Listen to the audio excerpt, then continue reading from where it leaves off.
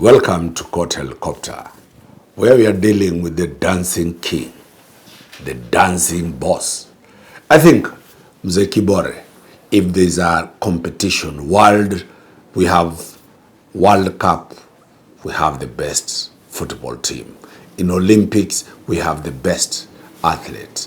In the Premier League, we have several cups there, the FA, we have all those things. In boxing, we have all these things. If we start a competition, I think we should start a competition of dancing. Mzee Kibore will be the first one. But will he have the energy? Will he have the mood to dance like this? Because that was not a dancing out of his wish. It was a dancing out of frustration. It was a dancing out of kufanywa fala. The man is regretting. He has been made a fala. He has been made a fool by the woman. Imagine, this is a retiree. 4 houses. He sells 3. He educates the woman. Fala wa kwanza.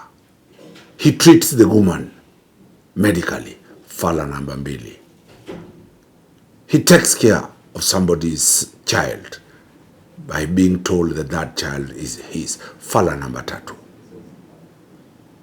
He abandoned his family. Fala number 4. And many more falas. Have you ever been made a fala by the lady you really wanted? Look at the women. All those old women there dancing to this song fala. Are those the mama? Are those the women who are keeping the bentens? Mama, mumama, na mubaba. Keeping the bentens at the university. Keeping the bentens who are the drivers of Bolt or Uber. Who are the makangas? Who are university boys? The bentens turn against you. Do you kill them? I would advise no.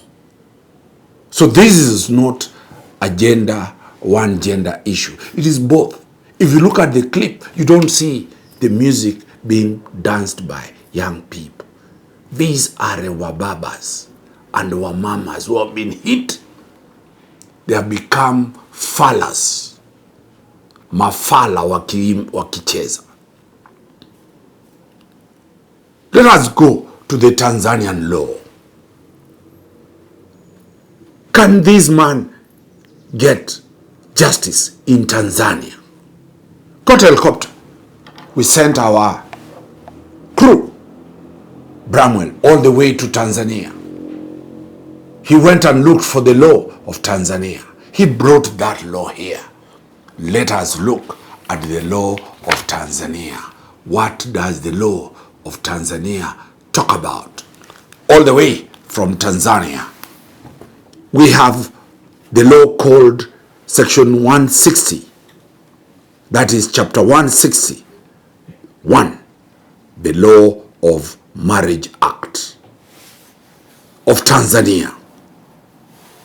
We have it. What does the law say? If you cohabit with somebody for 2 years or more, there is what we call a long cohabitation. For 2 years, there is what they call a presumption of marriage. For Kenya, it is not there. But in Tanzania, Mzee Kibore stayed for more than 2 years with this woman. And for that, he will go to court and ask those properties to be dealt with under the division of matrimonial property.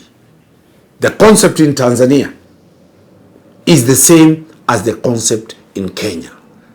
Division of matrimonial property. Each person must show contribution, direct and indirect contribution. That is the law in Tanzania. It is a similar law in Kenya here. Can that woman show how much or where she got that money from? Can that woman show the bills from the hospital where they came from? Can that woman show where she got money to pay school fees to go there? So the law in Tanzania favors Mzee Kibore. If Mzee Kibore goes to court, he will get remedy, but not witchcraft, not murder, not sulfuric acid, not any other way to deal with it. What are the reasons, what will be the criteria to get this out in Tanzania? The Kenyan Supreme Court, we checked the Tanzanian law and looked at the Kenyan Supreme Court. These are the parameters that will make that woman be called a wife, and Mzee Kibore will recover from that one. The parties must have lived together for a long period of time. It's true. Kibore started to take this girl to school when she was a student, until she finished, until she allegedly gave birth with Kibore, until she was treated when she developed medical complications, until she ran away. This duration is enough for Kibore to move to court and say, we were husband and wife by virtue of long cohabitation. 2, the parties must have the legal right of capacity to marry. Was this girl below 18 years? No. Was Kibore below 18 years? No. The Tanzanian law, just like the Kenyan law, the age of majority is 18 years. My friend Vivian says, but Mzee was 20, 30 years older or 50 years older than this girl. Kibore is over 70 years. This girl is 25 years. Is there an age limit for you to marry? Can somebody move to Tanzanian court and say this was an abuse of a minor? Kibore was 70 years. Kibore was 70 years or above. This young girl was around 25 years old. That case will collapse. Whether one is 120 years, whether he is Abraham of the Bible, who was 1,000 years old, you can marry any woman so long as she is above 18 years. So that ground will not. I know activists, Kenyan activists might be running to Tanzania to file a case that he misused, he abused that girl. She had no emotional intelligence to deal with a very old, experienced Mzee who has retired. That ground completely fails. 3rd, the parties must have intended to marry. Did the father, did they intend to marry?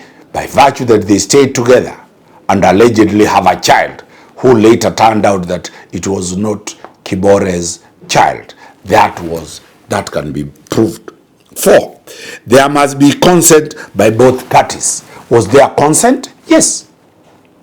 The girl stayed, the girl accepted. So consent was available. 5, the parties must have held themselves out to the outside world as being a married couple. Was this girl walking all over in town in Tanzania with Mzee Kibore? Yes. Mzee Kibore was a sugar daddy. He had money. He had cars. He had property.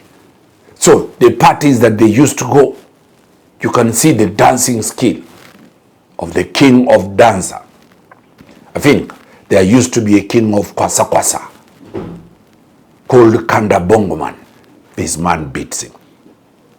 There used to be the dancing king here cold Kanda kid, this boy cannot compete with our guy, the dancing king, Mzee Kibore. So they must have been going to discourse together, and that is why the skills of the dancing king are very, very good.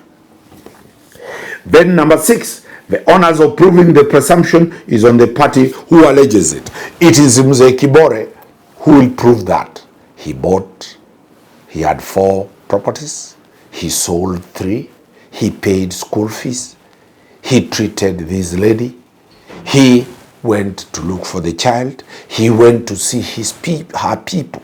That is sufficient evidence. Then the balance of proof is on a balance of probabilities. It's not beyond reasonable doubt, like in a criminal matter. What does this mean? It means that Mzee Kibore, his money has not gotten lost. He still can recover this money. As I've said, he will go to court. The court will find a presumption of marriage. Then he will go to the High Court of Tanzania to look for what we call division of matrimonial property. All the properties that this woman have will be recovered, less what was spent on her. Can you imagine? All the school fees, the total will be deducted. All that she ate will be deducted. All that she used to wear clothes from the meager that she has. And Mzee Kibore is likely to get a judgment in his favor from the family division of the High Court in Tanzania. And most likely he'll get 96%. And the lady who made the dancing queen, the dancing king, look Fala, will get only 4% of the property. What is Court Helicopter telling you? Don't kill when a woman you have invested in goes away. Don't go to the witchcraft when that woman runs away. Don't pour sulfuric acid on that woman. Go to court, as we have advised Kibore to go to Tanzanian court.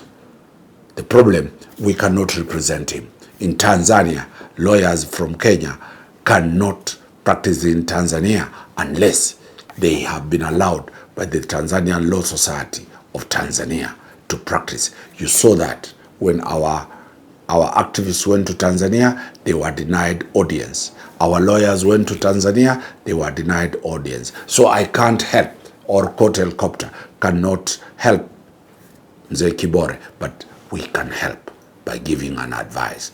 Don't kill, dance like him, and let him go to court. Okay, Danstan Omari.